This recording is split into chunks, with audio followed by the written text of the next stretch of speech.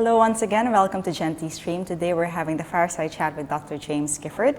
I'm Kissa Castaneda, the Editor-in-Chief of Tatler Singapore, and delighted to be hosting this session with Dr. Gifford, Head of Impact Advisory of Credit Suisse. Welcome, thanks for joining us, Dr. Gifford. My pleasure. Thanks so much. Before we begin, would you like to tell us a little bit more about your history in impact investment in this area? How did you join Credit Suisse? Just a little bit of introduction. Sure, thank you. So I've been in this space for about 18 years, and I started off working for an environmental organisation called the Wilderness Society in Australia. And we were doing lots of shareholder activism where we would file shareholder proposals at companies and ask them to improve. And that really got me interested in the potential for capital to really change the world. And then I went to the United Nations, set up the UN Principles for Responsible Investment, led that organization for 10 years, and then went to Harvard, set up a course on impact investing, and ended up in wealth management, working with clients at Credit Suisse. Great. That sounds like a very, very interesting career, and we're really, really looking forward to your insights on impact investing today. So let's start with the Asia Pacific region where we are, and we are going to be seeing the largest wealth transfer from next-gen leaders as they take the reins of their family businesses. So Credit Suisse had a report, a global next generation report, and in there, one of the findings is that this next-gen leaders are really concerned about creating a positive impact. What are your thoughts about this purpose-driven mindset of this next-gen leaders, who you probably teach at Harvard? Yeah, so I run a course for investors into impactful companies and funds at Harvard and the University of Zurich, and also work a lot at Credit Suisse with clients, younger clients. And it's absolutely true that the next generation really cares about sustainability, they care about climate change, they care about poverty alleviation, I think in a way that previous generations didn't. And particularly from wealthy families, they're really trying to pivot often their family businesses and their family investment portfolios towards a much more meaningful and purpose-driven strategy and really make a difference. Could you tell us a little bit about the differences with Asian students or in Asia in general when it comes to impact investing compared to maybe your students who come from European backgrounds? Yeah, I think Asian students, particularly from wealthy families, are very entrepreneurial. In Europe, they tend to be from families who've had wealth for a lot longer. So they tend to be professionals, and often they are not that involved in the family businesses anymore.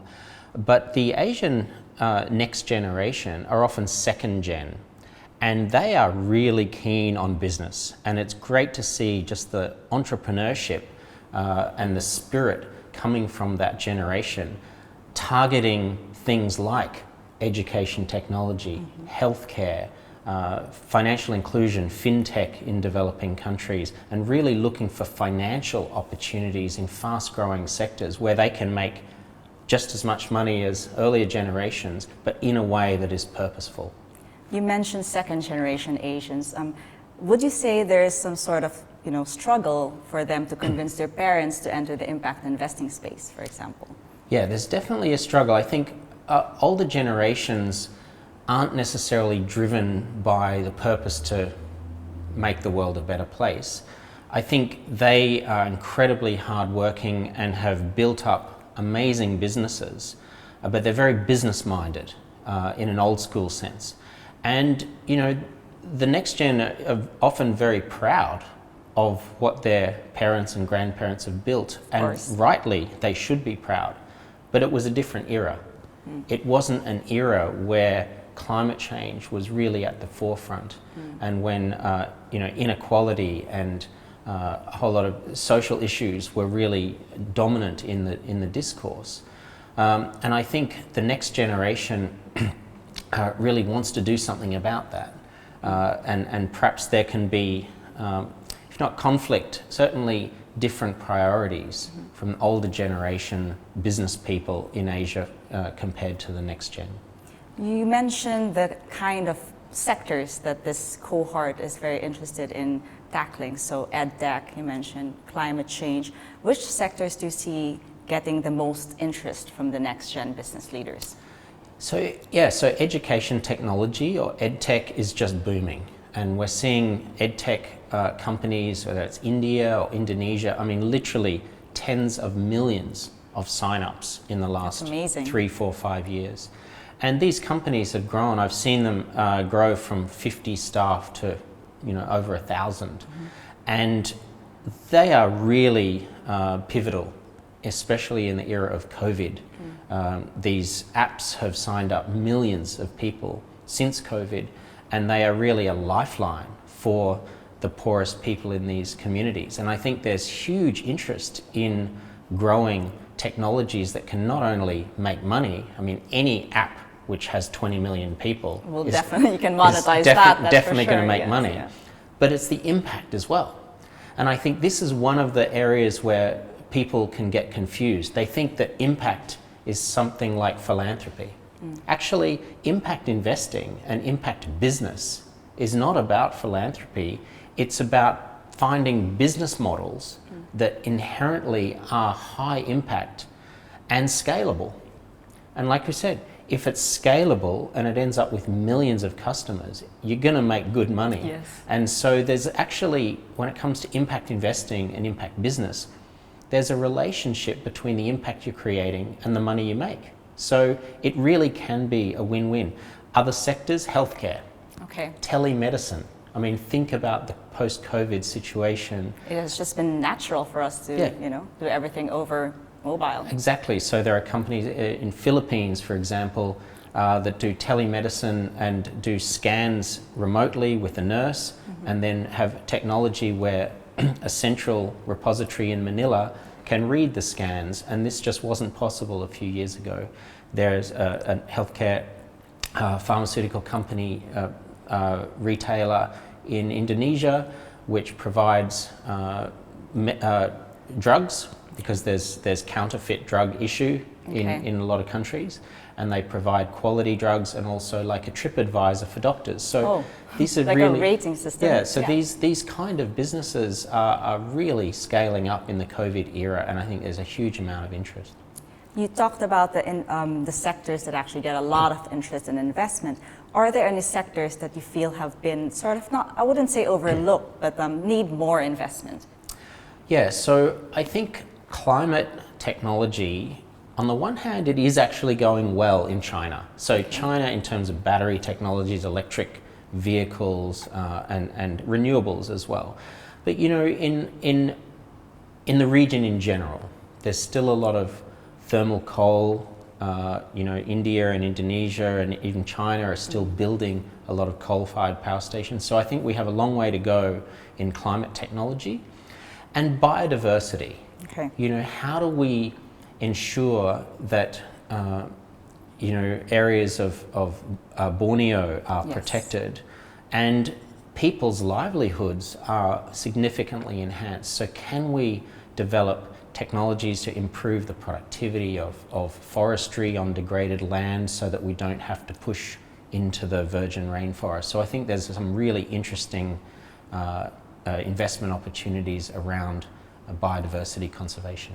I just watched actually David Attenborough's Netflix documentary recently, and he mentioned it's one of the main things that we really need to address, which is biodiversity. So, and actually one key point is productivity of agriculture is directly related to conservation, because if we can improve the productivity of existing forestry and existing food production, it means we produce more on less land. Yes. Which leaves more land for nature. Yes, for the wild. And that's technology. Very interesting. The same report that I mentioned earlier, the Global Next Generation report produced by Credit Suisse, also said that while there is this great interest in investing, impact investing, there is actually a gap in those who have actually invested in the products. So there's still the little way to go. So how is Credit Suisse addressing this gap?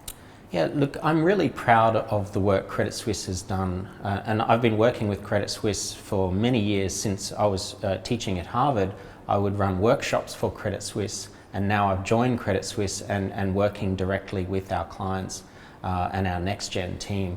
So Credit Suisse, I think, really has been a leader in the next generation engagement.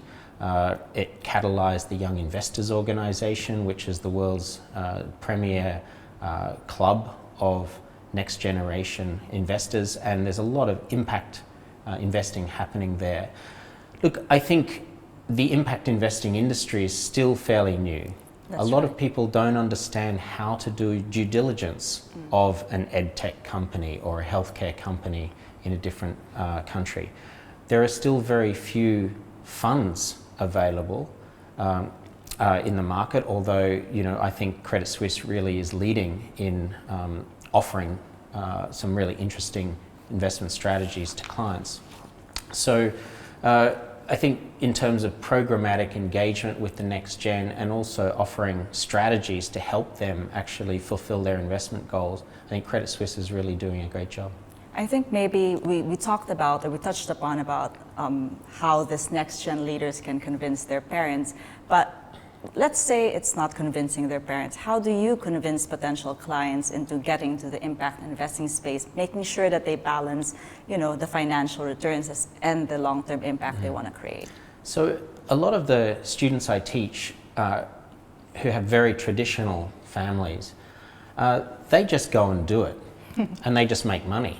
So really the best way to convince your parents is to get started and start investing in businesses that are high growth and do well. And you don't even have to mention that they are actually making the world a better place, because if there's a demand to solve a problem, there's going to be money to be made. Of course. So yes. you don't have to label everything impact investing. And in fact, many impact companies don't use the term impact or impact investing. They are technology companies, but they have incredible impact in the world. That's wonderful, because as you said, if you can solve a problem, if you can also make money while you're at it, it's just a win-win situation for everyone. And I'm sure there are many people interested in getting into this space. For business leaders, like general business leaders or next-gen leaders as well, who are unsure on how to begin. You said some of them just go ahead and do it. Well, what would you recommend, and what is your advice as a first step for people who want to enter this space? So there is a lot of resources and online on how to get started. But really, I think it also depends. If you've got a portfolio that you want to invest, the easy part is the liquid portfolio. So there are literally hundreds of strategies in stocks and bonds that are more sustainable. Private equity, venture capital, private debt takes a little bit more work, but that's where you get the big impact, because your money's directly flowing into those companies. And so I think co-investing with colleagues, working with financial institutions like Credit Suisse obviously can help you pull together a portfolio.